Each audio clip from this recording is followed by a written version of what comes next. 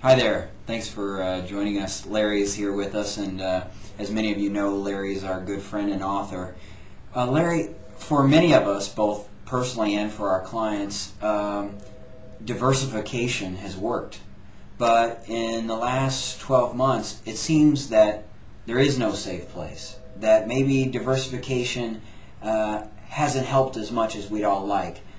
As one of the better communicators, could you help maybe our clients and friends of our firm understand maybe what your thoughts are on whether diversification still works? Right. I think it is important to understand this issue and think about this the right way.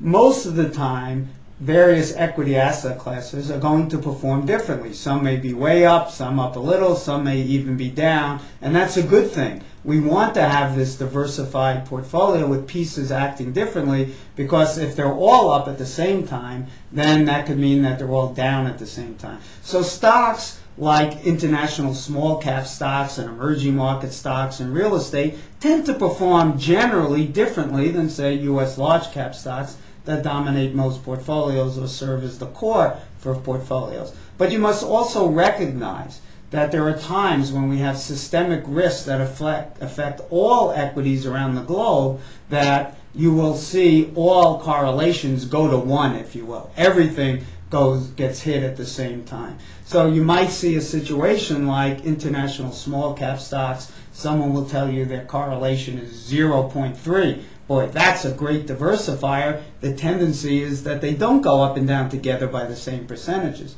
But you must also understand that on occasion, when we get these crises that tend to happen about once every 5 years, all equities will get hit at the same time. So what is very important to understand is that investors must temper the risk in the portfolio or dampen it down to a level that they can stomach, if you will, that will not exceed their ability, willingness, and need to take risks. And the way to do that is that the fixed income assets in the portfolio should only be assets that really will hold up well when stocks are getting hit by systemic risks. So that means you have to limit your fixed income holdings to the highest investment grades. Basically, treasuries or their equivalents like bank CDs, and for municipal bonds, AAA, AA bonds, because anything else will tend to act like equities at the wrong time, even though it has the name bond on it. So when we build portfolios, as you know, we avoid assets like preferred stock and high yield bonds and convertible bonds and emerging market bonds, because even though they look like they're good diversifiers, the problem is that when equities get hit, they tend to get hit. And so our clients gave up a little bit of extra income maybe by avoiding these asset classes in the time when they needed them most to be their safety or their anchor.